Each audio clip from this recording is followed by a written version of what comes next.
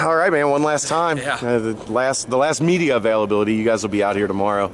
Has it kind of set in that last couple practices here in Cincinnati? No, not at all. It's one of those things that's become such a routine for 6 years. It's become such a large part of my life that I can't imagine not doing it. And one of the funny things is, we always complain, we're like, when are we going to get time off? When are we going to, have this break? But you find yourself day 2, day 3 of the break, you're like, what am I to do? Like, I can't figure out what to do. And a lot of people ask me, my last day at Nippert, they were like, are you going to miss it? It's your last home game? And, it's going to be a little part of it. But I think the thing that I'm going to miss more is, the guys.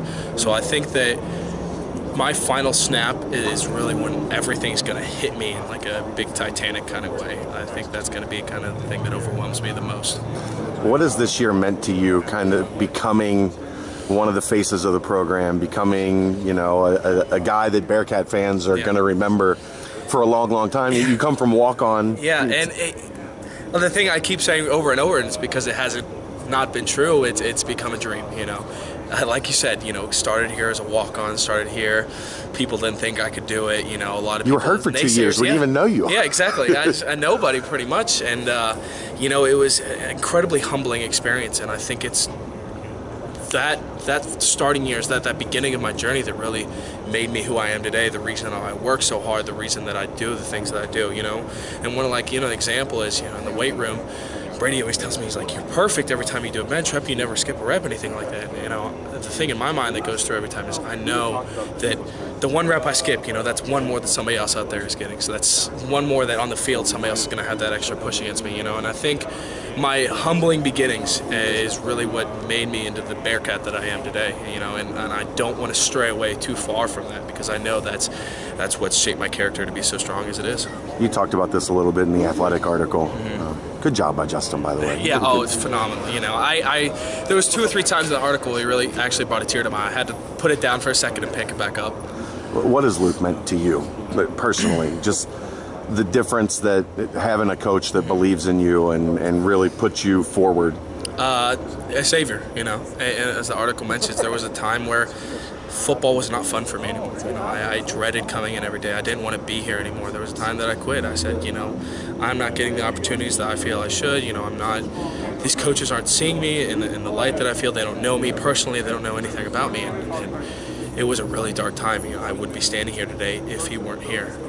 Him coming was a new light at the end of the tunnel for me. It was something that really brought back my love for the game and allowed me to step into this role of leadership, that allowed me to step into these immense opportunities, and become this Bearcat that you talk about. What's it been like watching that offensive line room go from 3 walk-on starters to you look around and it's 6'10", 6'8", 6'7", 6'6"? It's amazing to see the size, but the thing that really hits home for me is that we're a band of misfits. Just like last year we started as 3 walk-ons. Who would have thought 3 walk-ons would be your starting interior? And this year, everybody coming from such diverse backgrounds, And I think that's something that plays into our strengths. I think we're a blue-collar type of team that, really just grabs your lunch pail and fucking goes to work. And I think that's one of the things that really our program is built off of, and I think that's one of our strong points. And the fact that we come from such diverse backgrounds makes us bond together, just that much more.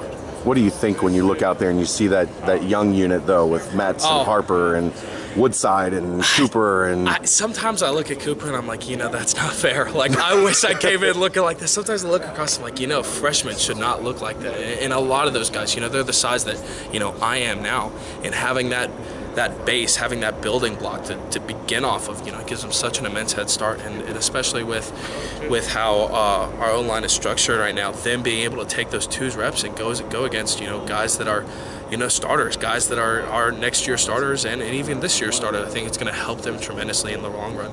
They're really going to be ready once they hit the field. They're going to get a good running start. Do you look at them as part of your legacy? Yeah, without a doubt. I think one of the things that really struck me is, Coop was over here over the summer, and he'd sit in meetings after everybody left. He'd ask me to stay, and he'd, an extra 15, 20 minutes, we'd be sitting on the board drawing through stuff, and he was under my wing. He kept telling me, he's like, I want to play this year. I want to do that. I want to be that guy. I want to, he wants to be that Bearcat, to be able to emulate who I am, and I know we come from a lot of different backgrounds. I mean, they started as scholarship guys and everything, but I think that they can grow into, you know, the Bearcat that I have become today. I think they all have the tools and the work ethic to really become that. I think Des has a question. Yeah, what's that, Des? Yeah, so, my favorite quarterback, that's Sacco, easy, okay. Or Hayden. next one.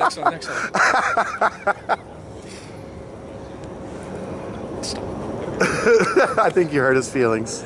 It's okay. He'll live. What does it mean to be finishing with a bowl game? I mean, you know, it's something that has not become routine anymore. You know, 2 years without going to a bowl game, it was something that, you know, I thought would take a lot more time to build. You know, I thought it would be something that would take years to build upon. You know, it's not easy to go from a 4-6 season to you know, a 10 plus, and I think that it's something that I can look back on and be proud of, that I left my senior stone here along with the other seniors in my class, because, you know, it's not all me. It's a lot of these seniors showing their leadership and their dedication and showing these young guys how it's done that allowed us to be in the position that we are right now. I think that the legacy that we're living is something that can be grown upon, and like I've said multiple times, that, you know, you build this base so strong, you know, things can only get built stronger on top of it. And I think once you start with a good foundation, only things can go up from there.